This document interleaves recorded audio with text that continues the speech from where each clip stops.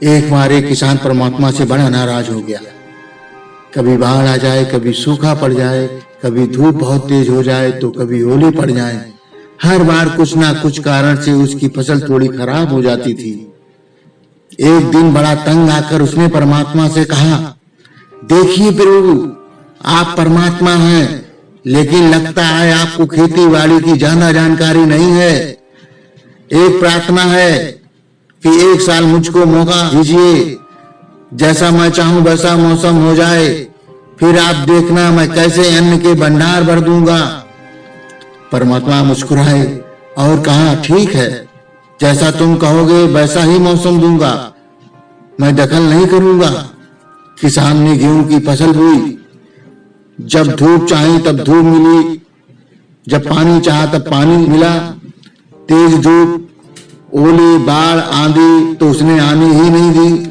समय के साथ फसल बड़ी हुई और किसान की खुशी का ठिकाना न रहा, क्योंकि ऐसी फसल तो आज तक कभी हुई नहीं थी।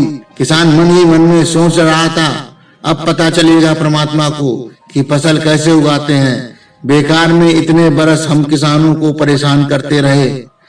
फसल काटने का समय आ गया। किसान बड़े गर्व से फसल काटने गया, लेकिन जैसे ही फसल काटने लगा एकदम छाती पर हाथ रखकर बैठ गया। अरे ये क्या, गेहूं की एक भी बाली के अंदर गेहूं नहीं था, सारी बालियां अंदर से खाली थी। बड़ा दुखी होकर उसने परमात्मा से कहा, प्रभु ये क्या हुआ? तब परमात्मा बोले, ये तो होना ही था। तुमने पौधों को संघर्ष का जरा सा भी मौका नहीं दिया, ना तेज धूप में उनको तपने दिया, ना आंधी ओलों से जूझने दिया, उनको किसी प्रकार की चुनौती का एहसास नहीं होने दिया। इसीलिए सब पौधे खोखले रह गए।